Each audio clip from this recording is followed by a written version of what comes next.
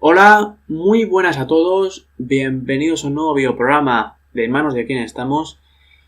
En este vídeo vamos a hablar sobre el CO2 y vamos a desmontar un mito, y es que el CO2 es contaminante y malísimo.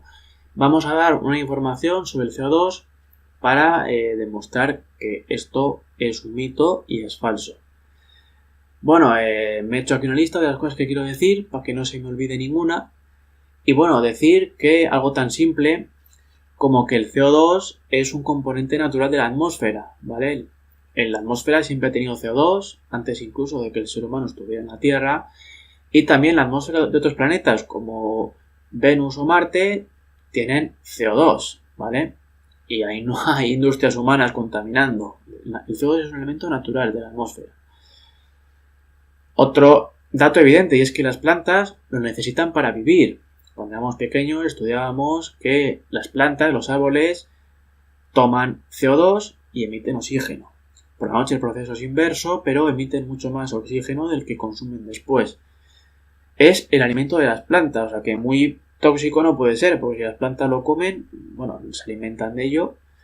Bueno, también decir que el CO2 lo emitimos cada vez que respiramos. El CO2 es necesario para la vida en la Tierra. El ser humano necesita CO2 porque si no entraría en coma de forma inmediata. Si no hubiera CO2, toda la humanidad entraríamos ahora mismo de forma inmediata en coma. Todos necesitamos el CO2 para poder vivir.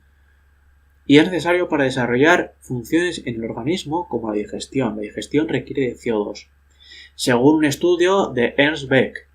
Aquí dejaré el pantallazo del estudio en cuestión. Con estos pequeños datos ya vemos que el problema del CO2 sería más bien su ausencia, no su presencia. Además, las plantas viven más, crecen más rápido y necesitan menos agua cuando se encuentran en un ambiente en el que hay más partes por millón de CO2. De hecho, los agricultores compran máquinas que insuflan CO2 en los invernaderos, inyectan CO2, porque esto hace aumentar la productividad de las plantaciones. O sea que no van a comprar máquinas que insuflan CO2 cuando es malo o nefasto, no, lo compran porque es bueno. Hay estudios que demuestran que el CO2 es positivo para los ecosistemas de animales y plantas. Entre ellos, el estudio de Craig Itso afirma que aumentos de CO2 aumentan la productividad global de la vegetación, es decir, cuanto más CO2, cuantas más partes por millón de CO2, mejor. O el estudio de Sherwood Itso. Esto ya los comentamos en anteriores vídeos sobre la incidencia del calentamiento global, y Sherwood Itso afirma que cuanto más CO2, los alimentos tienen mejores propiedades. También el estudio de Melillo también tiene unas conclusiones similares. Y también estos investigadores afirman que a mayor CO2, más fácil será alimentar a la población, es decir, mejores alimentos y más alimentos. Es decir, que el CO2 no solo es positivo, sino deseable. Otro estudio de Kiliuk y Schillinger de 2006 afirma que la emisión de CO2 que se le puede achacar al ser humano desde que éste existe es del 0,00022% de todo el CO2, o sea, una parte ínfima. Luis Carlos Campos, autor de Calor Glacial, estima entre 6.000 y 7.000 millones de toneladas al año de CO2 humano, siendo únicamente 1.500 millones reales, porque el resto se absorben. Estima además que la Tierra emite en total 186.000 millones al año. Aquí irían incluidos los volcanes, los océanos, los animales, los insectos. Los volcanes emiten muchísimo CO2. Muchísimo.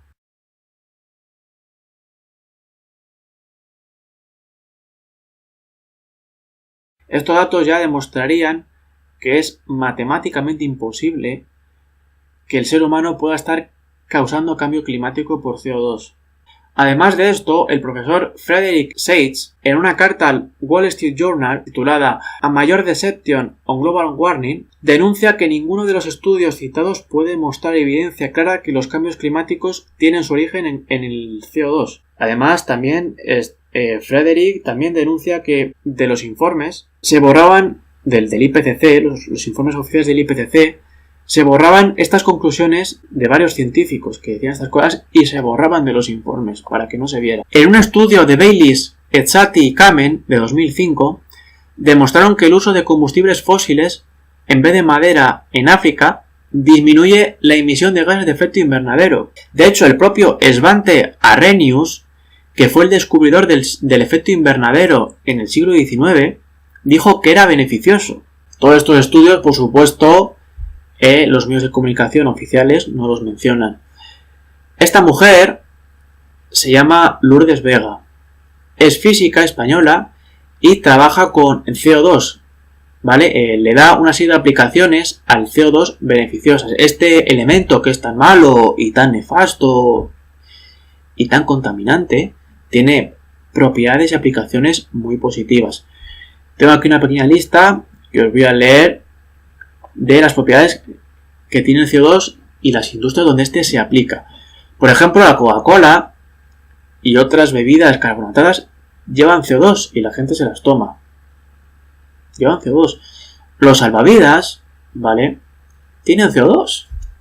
Qué curioso, ¿no? Que un elemento tan malo y tan contaminante como el CO2 esté incluido en en algo que te salva la vida. Los extintores. Esos extintores rojos con letras blancas, típico extintor, tienen CO2. CO2 malísimo. Pero mira, un extintor te puede salvar la vida y tiene CO2. Qué curioso. Y el CO2 también se aplica para otras cosas. Por ejemplo, para las ensaladas preparadas. Alarga su vida útil. También el cava tiene CO2. Como dije, los extintores. Se utiliza para el tratamiento del pH en las piscinas, para que el agua tenga, digamos, un pH saludable. Aporta beneficios al almacenamiento de grano en silos y almacenes. El CO2 aplicado en el agua de riego hace que las cosechas sean más productivas. Se utiliza también para sintetizar aspirinas, en la producción de agua con gas y cerveza. Se utiliza también para aturdir animales antes de sacrificarlos, para fabricar combustible, para ayudar a conservar la leche, para cultivar algas como fuente de energía renovable, para fabricar cemento más sostenible, para limpiar los alimentos de insectos, para lo que dijimos antes de los agricultores que insuflan CO2 en los invernaderos para aumentar la productividad de los cultivos, el láser de CO2 fraccionado y, como dije, los chalecos salvavidas. Bueno, hay un artículo muy interesante que voy a dejar en la descripción que habla de estas aplicaciones del CO2. Seguramente no lo sabíais. Yo la verdad, yo tampoco hasta hace nada que descubrí estas aplicaciones del CO2. Contaminante, malísimo, pero mira en la de industrias que se utiliza y la de diversas aplicaciones que tiene. Y la verdad que todas ellas beneficiosas. Es curioso, ¿no? Como dije, que esté en un salvavidas, algo que te salva la vida, ¿no? Y que sea un producto que te salva la vida y que sea un elemento contaminante, ¿no? Bueno, curioso. Bueno, por último, sobre el CO2, otro dato muy interesante.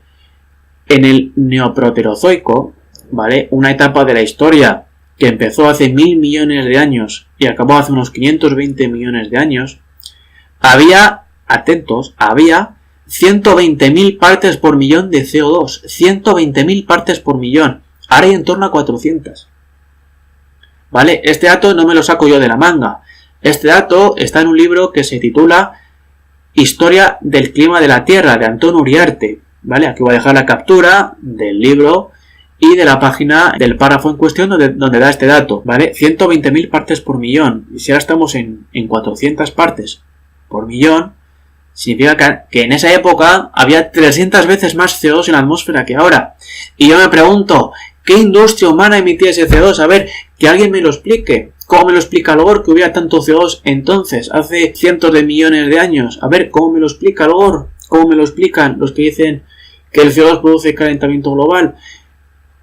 Que el ser humano es el culpable del CO2. ¿Quién emitía CO2 entonces? A ver, que alguien me lo explique. Que alguien me lo explique. Por último, decir otro dato, y es que, por ejemplo, el volcán Etna emite 20.000 toneladas de CO2 al día. 20.000 toneladas solo el Etna al día. Y hay que tener en cuenta que existen unos 1.550 volcanes en la superficie, ¿vale? Que luego hay otros 3.000 y pico bajo el mar. En el Océano Índico hay un montón de volcanes que emiten CO2.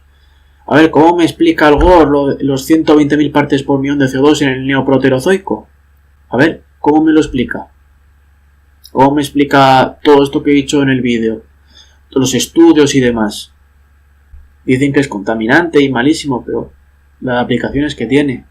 Bueno, dejo aquí el videoprograma dando una información adicional del CO2, que seguramente muchos no conocíais, bueno, ya la tenéis, para que veáis lo que es en verdad el CO2.